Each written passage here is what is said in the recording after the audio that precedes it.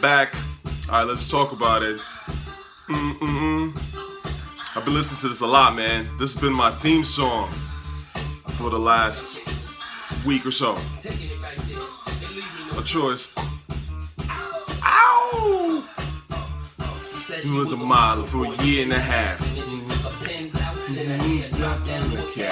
Man, he was just up north. Left up north. And this is Chef off north.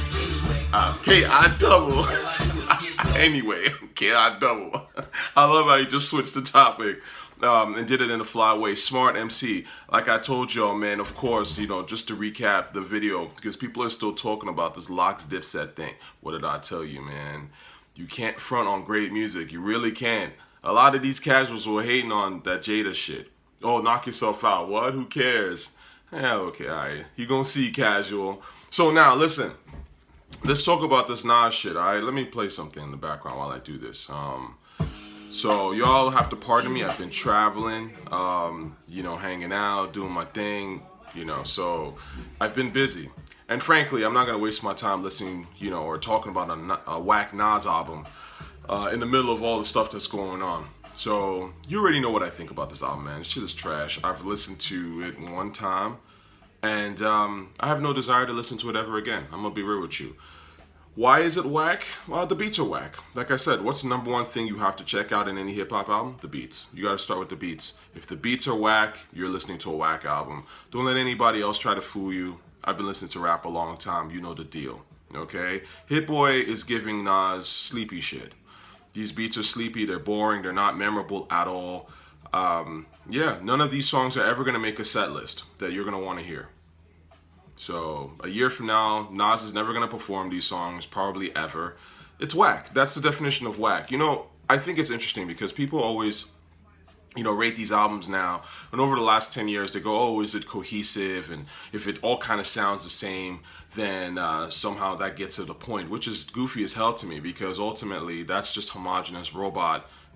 That's how a robot thinks, right? That's not how you judge an album as to how similar the tracks sound. You judge them by how many standouts the album has.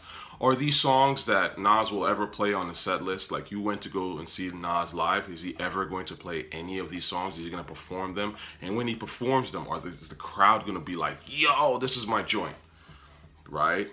Or is no one going to care? Or is like one person going to care? That's how you judge an album. So if you've got, one or two standout songs that you could see joining a Nas set list, that's up there with Made You Look, Nas is Like, and Why State of Mind, right? Can it join that class, right? Or close. And if it can't, it's probably not very good. Let's be honest here. Stephen A. Smith did a video talking about his top 5 Nas songs. And it was a pretty good video, actually.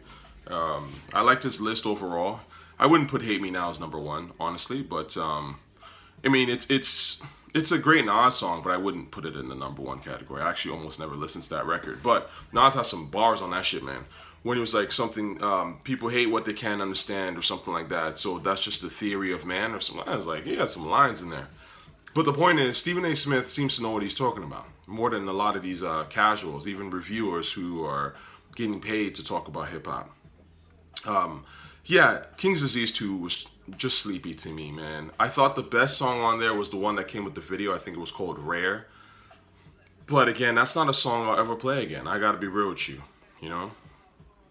And you know what? It's interesting that they made that one a video because, again, I think that was probably the strongest beat on that, and it clearly stands out, right? Hip-hop is supposed to be party-oriented. It's supposed to be exciting. Like Nas, when he was in his core, even with this track, right? Listen to this.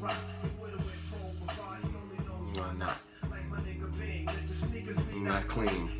You can rock to this.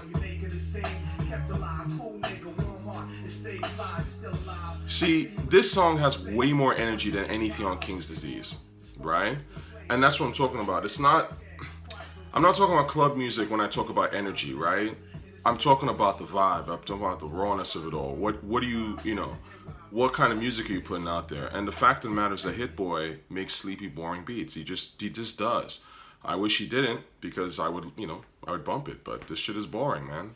There's nothing else I can tell you. I thought the Lauryn Hill verse was, it wasn't horrible, but it wasn't great either. It was just kind of boring. Eminem, I don't even remember anything he said or his part of it, I don't give a shit. You know what I'm saying?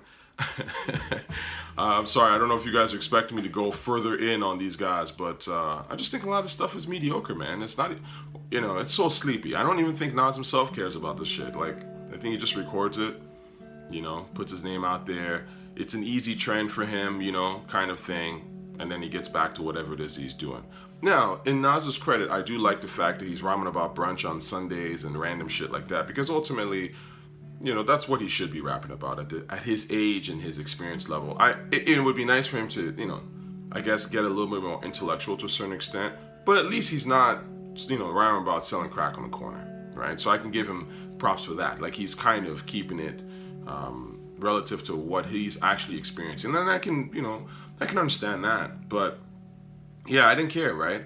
Nas still has some vocals. He's still sort of decent on the mic. You can listen to Nas. Like I said, I've always liked Nas. I like his vocals. To me, are some of the best in rap ever, and he's kept them up, and he's still able to sound decent on the microphone and have some sort of presence. But these beats are just trash, man, and they're letting him down in ways that I don't even think he even realizes sometimes. You know, that's my quick review, man. Honestly, I didn't care for it, so it is what it is, man.